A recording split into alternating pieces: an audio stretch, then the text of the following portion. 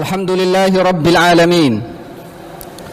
الحمد لله حمدا لك اللهم على آلائك الجسيمة وعلى نعمك العظيمة، والصلاة والسلام على حبيبنا مصطفى محمد ابن عبد الله صلوات الله وسلامه عليه، الذي بلغ الرسالة وأدى الأمانة ونصح للأمة وجاهد في الله حق جهاده حتى أتاه اليقين، وتركنا على مهجة البيضاء ليلها كنهارها لا يزيغ عنها إلا هالك، فمن يطع الله ورسوله فقد فاز فوزا عظيما، ومن يعص الله ورسوله فقد ضل ضلالا مبينا. أما بعد، فيا عباد الله أوصيكم وإياي بتقوى الله، فقد فاز المؤمنون المتقون، حيث قال تبارك وتعالى في محكم تنزيله: يا أيها الذين آمنوا اتقوا الله حق تقاته ولا تموتن إلا وأنتم مسلمون. وقال تعالى: يا أيها الذين آمنوا اتقوا الله ولتنظر نفس ما قدمت لغد واتقوا الله إن الله خبير بما تعملون. صدق الله العظيم. Ma'asyiral muslimin, jamaah salat Jumat rahimakumullah. Marilah senantiasa kita tak pernah bosan untuk melafalkan alhamdulillah. Segala pujian tertuju hanya kepada Allah Subhanahu wa taala atas segala limpahan karunia nikmatnya kepada kita semua. Khususnya pada siang ini Allah Subhanahu wa taala masih berkenan memberikan kita kesempatan, umur yang panjang serta kesehatan, sehingga memudahkan langkah kaki kita menuju ke masjid ini dalam rangka untuk menunaikan kewajiban kita sebagai seorang muslim, yaitu melaksanakan rangkaian ibadah salat Jumat.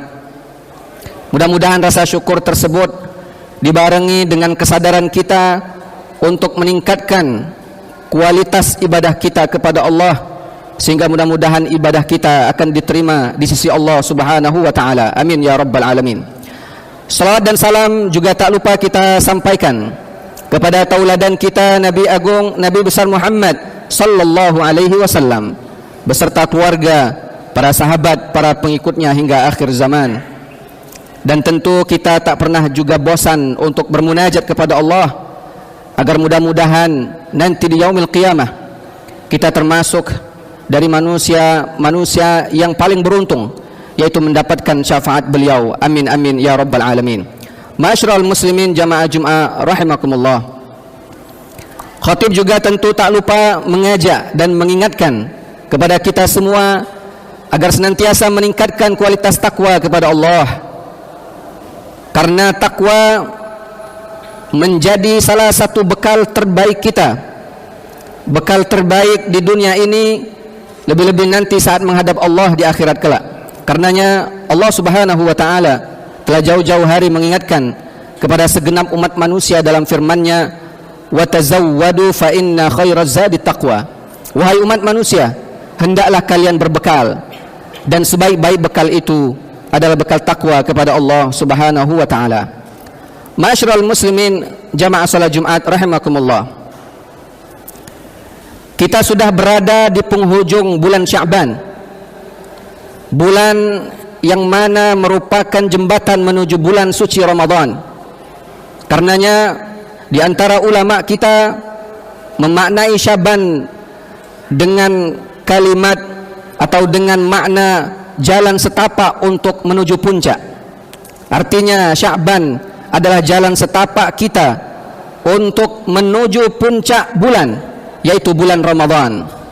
Karena itu Nabi kita Muhammad sallallahu alaihi wasallam ketika berada di bulan Sya'ban, beliau memuliakan bulan Sya'ban dengan beragam ibadah-ibadah terbaik beliau dalam rangka untuk menyambut datangnya bulan suci Ramadan.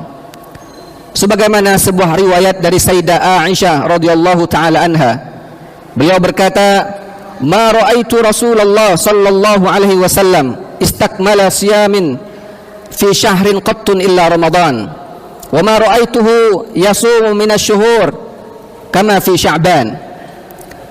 Saya tidak pernah melihat Nabi sallallahu alaihi wasallam berpuasa sebulan penuh kecuali di bulan Ramadan, dan saya tidak pernah melihat Nabi SAW berpuasa sunnah hampir penuh 1 bulan kecuali di bulan Sya'ban. Karena itu wajar jika para ulama-ulama kita, para salafus saleh, memberikan contoh dan tauladan kepada kita semua. Mereka melakukan amaliyah di bulan Sya'ban untuk menyambut datangnya bulan Ramadan, khususnya berpuasa sunnah di bulan Sya'ban.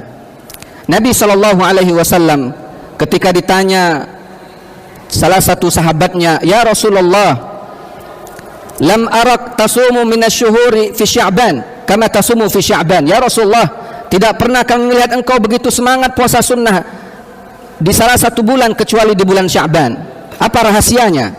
Maka Nabi SAW menjawab, "Dzalika syahrun yughfalu anhu an-nas baina Rajab wa Ramadan." Karena bulan Sya'ban adalah bulan yang banyak sekali manusia lupa, karena Sya'ban berada di 2 bulan istimewa, yaitu bulan Rajab dan bulan Ramadan. Wa dzalika syahrun turfa'ul a'malu ila rabbil alamin. Padahal bulan Sya'ban adalah bulan akan diangkatnya amal-amal manusia dan dilaporkannya kepada Rabb semesta alam, yaitu Allah Subhanahu wa taala. Ma'asyiral muslimin jamaah Jumat rahimakumullah. Karenanya Sya'ban menjadi bulan di mana kita mempersiapkan diri secara mental dan spiritual untuk ketemu dengan bulan Ramadan. Wajar jika Abu Bakar Al-Barkhi berkata, "Syahrul Rajab syahruz zar'i, syahru Sya'ban syahru saqqiz zar'i, wa syahru Ramadan syahru hisadiz zar'i." Bulan Rajab adalah bulan di mana kita menanam, sedangkan bulan Sya'ban adalah bulan di mana kita mengairi tanaman tersebut, dan di bulan Ramadan adalah bulan di mana kita memanen hasil dari tanaman tersebut. Kaum muslimin jamaah Jumat rahimakumullah. Karenanya ketika hadir Ramadan, khususnya di penghujung bulan Sya'ban, Nabi SAW memberikan kabar gembira kepada segenap umat manusia sebagai bentuk tarhib, sebagai bentuk penyambutan hangat akan datangnya bulan suci Ramadan. Sebagaimana sabda Rasulullah sallallahu alaihi wasallam, "Qad ja'akum syahru Ramadan syahrun mubarak, iftaradu alaikum siyamuh, tuftahu fihi abwabul jannah, wa tughlaqu fihi abwabul jahim, wa tughallu fihi syayatin, fihi lailatun khairum min alfi syahr, man hurimaha faqad hurimaha." Kata Nabi sallallahu alaihi wasallam mengingatkan kepada umatnya bahwa akan datang bulan Ramadan, bulan yang suci, bulan yang penuh dengan berkah, bulan di mana Allah Subhanahu wa taala mewajibkan puasa di dalamnya. Ketika datang bulan Ramadan, maka pintu-pintu surga Allah buka. Ketika datang bulan Ramadan, pintu-pintu neraka Allah tutup. Wa tughallu fi syayatin, bahkan setan-setan dibelenggu oleh Allah Subhanahu wa taala. Fihi lailatun khairum min alfi syahr. Ada satu malam di bulan Ramadan, malam itu lebih baik dari 1000 bulan, yang disebut dengan malam Lailatul Qadar. Barang siapa yang tidak mendapatkan kebaikannya, maka sesungguhnya dia tidak akan mendapatkan kebaikannya untuk selamanya. Ma'asyiral muslimin jamaah Jumat rahimakumullah. Kenapa Rasulullah mengingatkan tentang akan hadirnya bulan Ramadan? Agar kita sadar bahwa Ramadan ini adalah bulan yang sangat istimewa. Rasulullah mengingatkan tentang keutamaan-keutamaan yang terdapat pada bulan Ramadan, agar kita bersemangat, agar kita termotivasi untuk mengisi Ramadan kita dengan ibadah-ibadah terbaik kita di hadapan Allah Subhanahu wa taala. Karena itu Nabi dalam hadis itu mengingatkan tentang yang pertama, yang paling utama, iftaradallahu alaikum siyamu.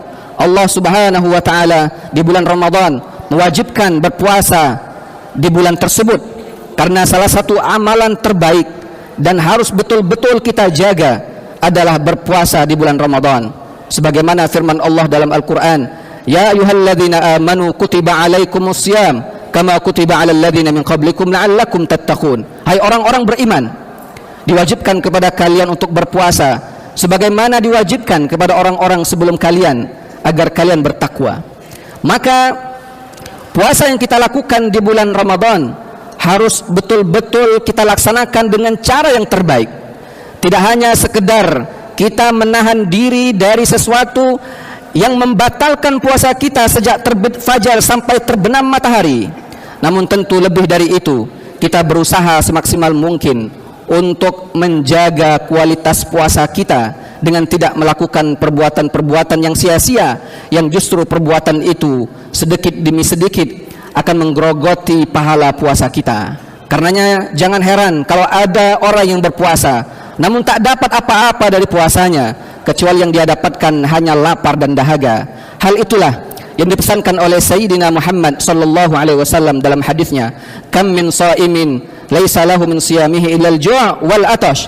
Betapa banyak orang yang berpuasa namun tidak mendapatkan apa-apa dari puasanya, kecuali yang dia dapatkan hanya lapar dan dahaga. Kenapa dia tidak mendapatkan pahala dari puasanya? Karena dia melakukan perbuatan yang sia-sia, perbuatan maksiat yang akan menghilangkan pahala puasanya. Karenanya Nabi SAW mengingatkan dalam hadis yang lain, as-siyamu junnatun fala yarfuth wala yajhal. Puasa sesungguhnya adalah perisai, maka jangan engkau berkata kotor, jangan engkau berkata dusta, jangan engkau melakukan perbuatan-perbuatan bodoh, karena semua itu akan menghilangkan pahala puasamu. Ma'asyiral muslimin, jamaah Jumat rahimakumullah. Selain berpuasa, Nabi SAW mengingatkan kepada kita untuk mengisi setiap waktu di bulan Ramadan dengan rangkaian ibadah-ibadah terbaik kita.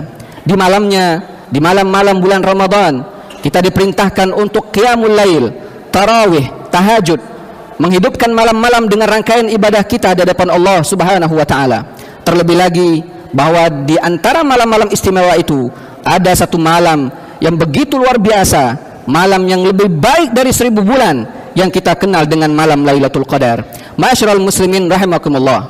Dan juga Nabi SAW sangat menganjurkan kepada umat Islam agar ketika datang bulan Ramadan mereka mengisi dengan amalan tilawatil Quran, membaca ayat-ayat suci Al-Quran. Karena Ramadan adalah syahrul Quran, bulan di mana diturunkannya Al-Quran, bulan yang di mana kita diperintahkan untuk membaca lembaran demi lembaran Al-Quran, karena pahalanya begitu besar. Bayangkan saja dalam hadis Nabi SAW bersabda, man qara'a harfan min kitabillah falahu bihil hasanah wal hasanatu bi asyri amsalihha, la aqulu alif lam harf walakin alif harf wal lam harf wa mim harf.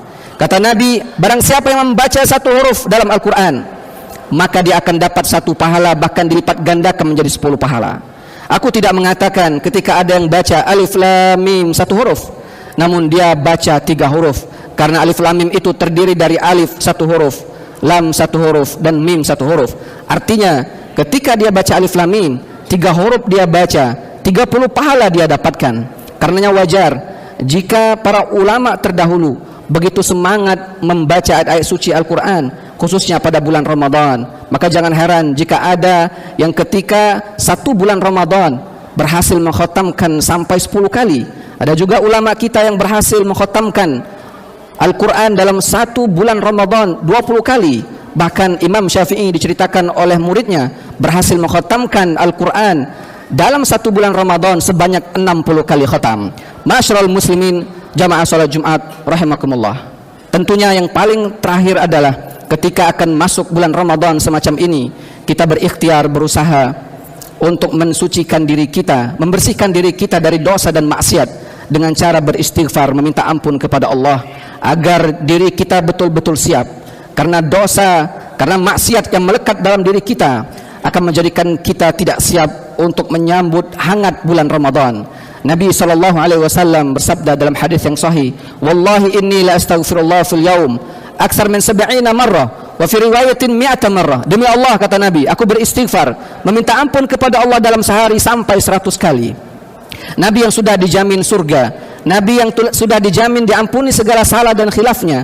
Nabi adalah pilihan Allah. Nabi adalah makhluk yang Allah Subhanahu wa ta'ala muliakan di antara makhluk-makhluk yang lain. Namun ternyata istighfar beliau, meminta ampun beliau kepada Allah dalam 1 hari sampai 100 kali.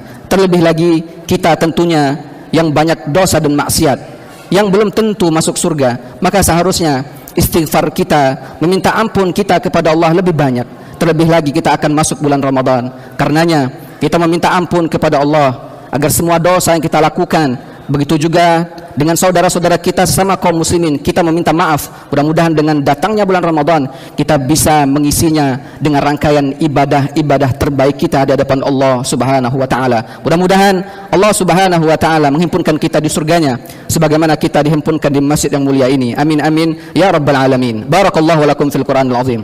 ونفعني وإياكم ما فيه من الآية وذكر الحكيم وتقبل الله منا ومنكم تلاوته واستغفروا إنه هو الغفور الرحيم.